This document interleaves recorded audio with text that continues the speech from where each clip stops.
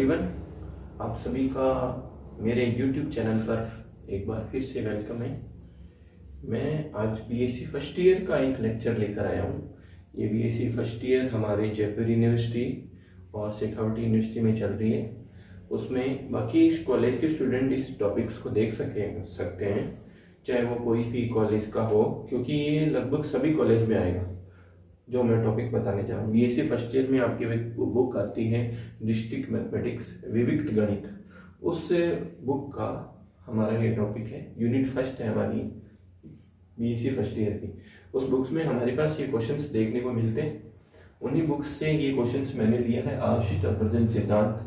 देखो, उस बुक में मैं दो तरह के क्वेश्चंस मिलेंगे आपको देखने को। एक तो आपको देखने को मिलेगा गणितीय आगमन सिद्धांत और दूसरा ये आश्रित अपवर्जन सिद्धांत। गणितीय आगमन सिद्धांत तो वही टॉपिक है जो आप लोग क्लास 10th में पढ़ चुके हो, वही टॉपिक है।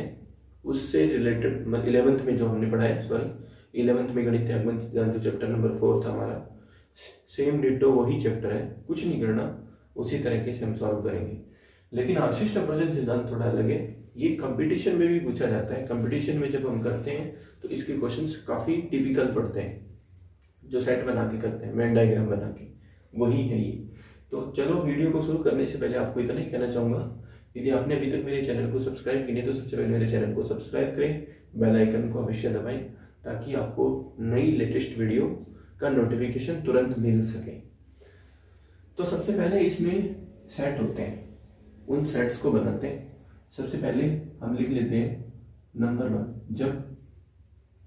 जब एक सेट, एक समुच्चय या सेट दिया, मतलब एक का मतलब एक से तो कैसे बढ़ाओगे, दो बढ़ाओगे कम से कम। जैसे एक सेट का मतलब ओनली ए, तो A intersection B, A intersection A number of B minus number of A intersection B, ये इसका फॉर्मूला है। ठीक है। और जब दो सेट दे रखे हो, दो तो हो गया, और जब तीन हो गए, जब तीन सेट हो तो क्या हो जाएगा, सेकंड, ये फर्स्ट है, second A union B union C, क्या हो जाएगा, number of A plus number of B plus number of C minus number of A intersection B minus A intersection C और बी इंटरसेक्शन सी। ध्यान से देखोगे ना, इसमें करना कैसे होता है भाई, ए का बी से बनाओ, बी का सी से बनाओ, तो सी का ए से। इंटरसेक्शन का मतलब कॉमन। आपको सर बी इंटरसेक्शन ए क्यों नहीं लिखा, तो ये वही चीज़ है, बी इंटरसेक्शन ए ही है। ए इंटरसेक्शन बी बोल दो, चाहे इसको बी इंटरसेक्शन ए बोल दो, एक ही बात होती है, अलग नहीं होता। अब जैसे पहले ए आ गया, मतलब इन तीन को देखो एक जैसे, फिर ये तीन एक जैसे, तो पहले तीनों प्लस चले तो नहीं माइनस, तो सिंबल बदल जाएगा। अब तीनों का कॉमन ले लो, A intersection B intersection C, ठीक है ना, तो ये तीनों का कॉमन आ जाएगा। वैसे 4 का भी फॉर्मूला होता है, 7 का भी सेम इसी प्रकार से चलता है। आप लिखना चाहोगे तो लिख दोगे, मैं आपको इसके पीडीएफ में अवेलेबल करा दूंगा 4 का फॉर्मूला। बाकी आपको लिखने की अपने को 2 ही ध्यान रखने हैं।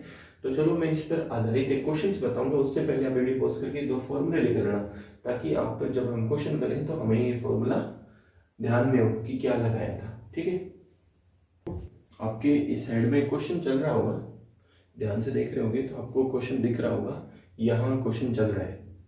मैं आपको सामने क्वेश्चंस बता देता हूँ, जो आपके पीडीएफ में क्वेश्चंस, यहाँ मैंने उसकी फ़ोटो यहाँ लगा दूंगा ताकि आपको पता चल जाए क्या क्वेश्चन है। देखो, क्वेश्चन आपको दे रखा है गणितीय आगमन सिद्धांत का, आश्रित अपवर्जन सिद्धांत का, सॉरी। क्वेश्चन है कि 90 विद्यार्थियों के एक ग्रुप में, क्वेश्चन को ध्यान से रीड करते जाओ, 90 टोटल नंबर ऑफ स्टूडेंट आपके पास 90 है। ठीक है। प्रत्येक विद्यार्थी के पास कम से कम एक गणित, कंप्यूटर विज्ञान और सांख्यिकी का विषय है।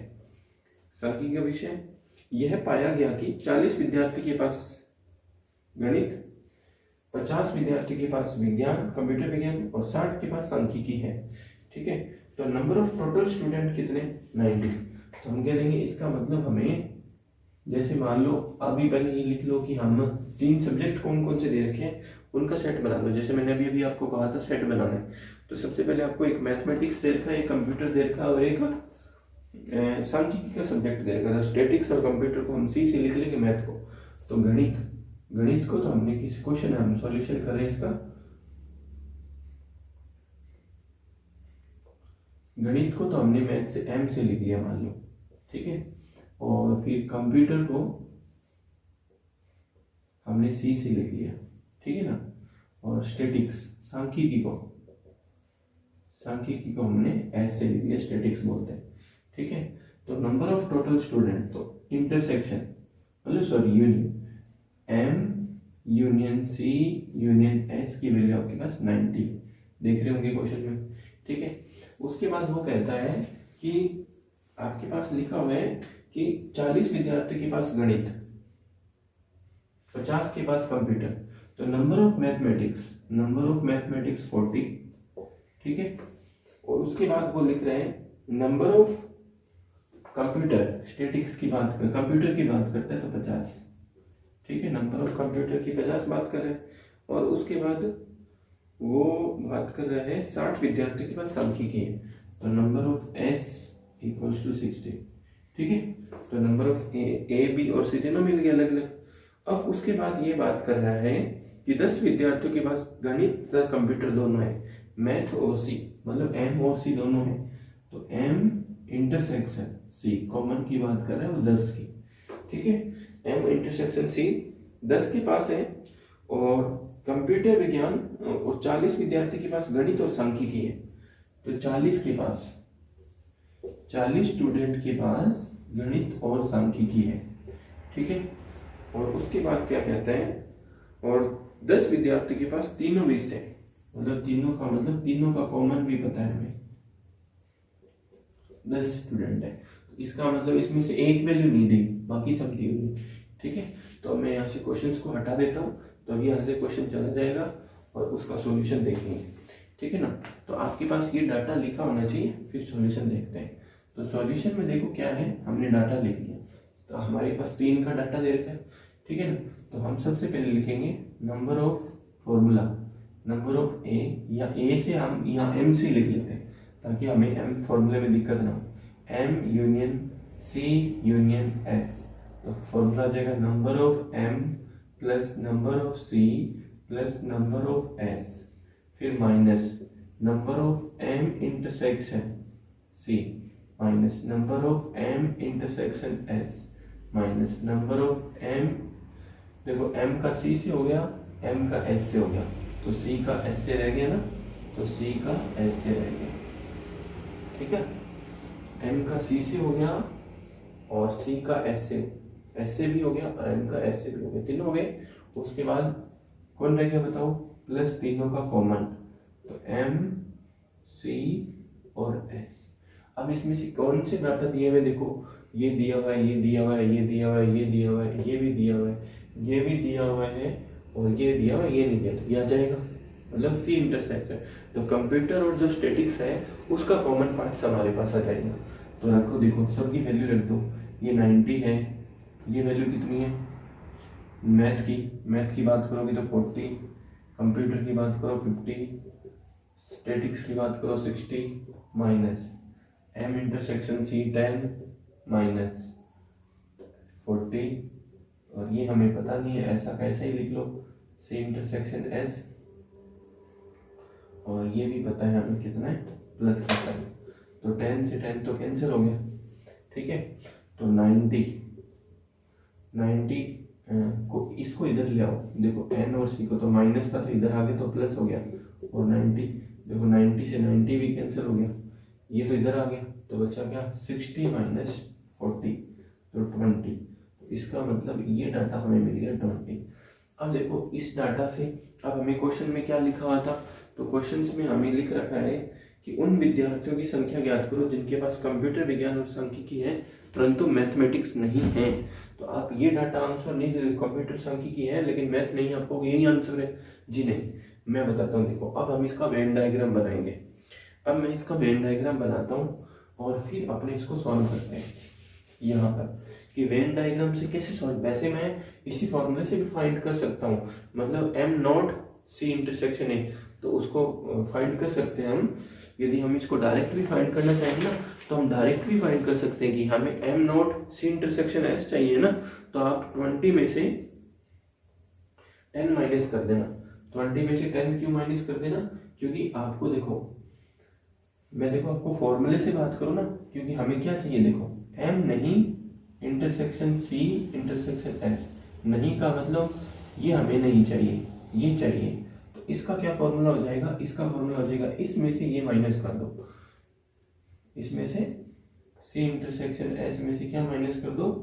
m, ये वाला m देखो नहीं चाहिए ना, तो नहीं चाहिए तो ये जो कॉमन है ना तीनों का, वो माइनस कर दोगे। क्यों? क्योंकि देखो माइनस हो रहा है, m माइनस हो रहा है, c और s तो हमें चाहिए, ठीक है। तो इसको जब हम यहाँ पे 20 लिखेंगे, यहाँ 10 लिखेंगे, तो हमारा रिजल्ट 10 आंसर आ जाएगा हमारा ये 10।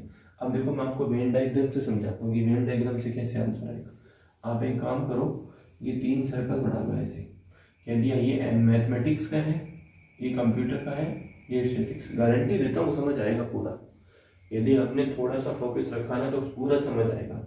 देखो ध्यान से देखते रहे कि मैथ, कंप्यूटर साइंस, ठीक है, स्टैटिक्स, तो मैथ के टोटल कितने थे? तो सबसे पहले देखो टोटल मत कर देना, सबसे पहले ये वाला पार्ट देख रहे हो, ये वाला, ये कॉमन पार्ट है, मतलब बीच में जो बीच का मतलब तीनों का कॉमन कितना है? 10। तो ये थोड़ा सा बड़ा डायग्राम बनाएंगे ना तो पूरा समझ आएगा। तो आप वीडियो को पॉज करके पहले इसको लिख लीजिए, ताकि मैं फिर इसको इरेज करके थोड़ा सा डायग्राम बड़ा बनाऊंगा ताकि आपको पूरा दिख सके, ठीक है ना। मैं इसको इरेज कर रहा हूँ, आप इसको लिख लीजिए, ठीक है ना। मैं यहाँ बना देता हूँ, वो याद रखना ना कि कंप्यूटर और कितने आए थे? 20 आए थे। थोड़ा सा बड़ा बनाएंगे डायग्राम ताकि समझ आ जाए, ठीक है। ये अपने मैथ कर देते हैं, ये कंप्यूटर कर देते हैं और ये स्टैटिक्स कर देते हैं, ठीक है। तो तीनों का कॉमन कितना है? 10। तो इस पार्ट में तो 10 आ गया, समझ गए? इस पार्ट में तो 10 आ गया। अब ध्यान से देखो, ये वाला पार्ट किसका है? आप कहोगे ये वाला पार्ट, ये दोनों मिलकर बना रहे कि नहीं बना रहे? तो इसका मतलब ये दोनों बना रहे, तो एक तो मैथ था और एक किसका सर्कल है? स्टैटिक्स का। तो m और s की बात करें तो 40 था, तो 10 तो इसने ले लिए ना, तो यहाँ 30 बचेंगे। समझ आ रही होगी बात कि भाई टोटल 40 था m और s की, m और s की बात करें तो 40 का 10 तो ये रहा ना पूरा है, देखो 10 + 30 + 10 40 हो गया। अब इस सर्कल की बात करो, ये वाला सर्कल देख रहे हो, ये किसका है? m और c का है। m और c की वैल्यू कितनी है? 10 है, तो ये तो 10 पहले से ऑलरेडी, तो यहाँ 0 आ जाएगा, ठीक है। फिर बात करो ये वाला सर्कल किसका है? ये वाला सर्कल s और c का है। ध्यान से देखो s और c का ही है ना, तो 10 तो इसके पास पहले से है और 20 आया था तो 10 आ जाएगा। अब m की बात कर लो, टोटल मैथ के कितने थे? 40। तो 40 देखो 30 10 40 पूरा है ना मैथ का, तो इसमें ये 30 10 40 और 0 तो आ ही रहे, तो इसका मतलब केवल मैथ की बात करेंगे तो 0 हो जाएगा, ठीक है। और कंप्यूटर साइंस के 50 थे कंप्यूटर के, तो 10 10 20 तो ये हो गए, तो 30 ही आ जाएंगे, 50 हो गए, ठीक है। और इसके स्टैटिक्स के 60 थे, तो 10 30 10 40 और 10 50 और 10 60। अब आप टोटल ऐड करके देख लो, ये 90 बनेगा। 30 10 40 10 50 10 60 और 30 90, तो 0 0 है। तो अब आपको क्या फाइंड करना था कि मैथ नहीं और क्या होना चाहिए उसके पास? सी और एस होना चाहिए। तो सी और एस की बात करें तो ये वाला डाटा पूछ रहा है आपसे, सी और एस, मतलब इतना सा डाटा ही तो पूछ रहे हैं आपसे। ये वाला जो बना रहा हूँ मैं, देखो ऐसे कर रहा हूँ, तो 10 आया था ना, तो यहाँ से भी रिजल्ट देख लो 10, क्योंकि हम ये नहीं लिख सकते टोटल 20 था, तो 20 में तो मैथ तो शामिल है ना, मैथ नहीं चाहिए हमें, तो केवल 10, तो 10 आ जाएगा हमारा सी और एस, मैथ नहीं। अब इसमें बहुत सारे क्वेश्चन फाइंड कर सकते हैं हम कि केवल मैथ की बात करें तो केवल मैथ 0 हो जाएगा, केवल कंप्यूटर साइंस की बात करें तो 30 हो जाएगा, केवल स्टैटिक्स की बात करें तो 10 हो जाएगा।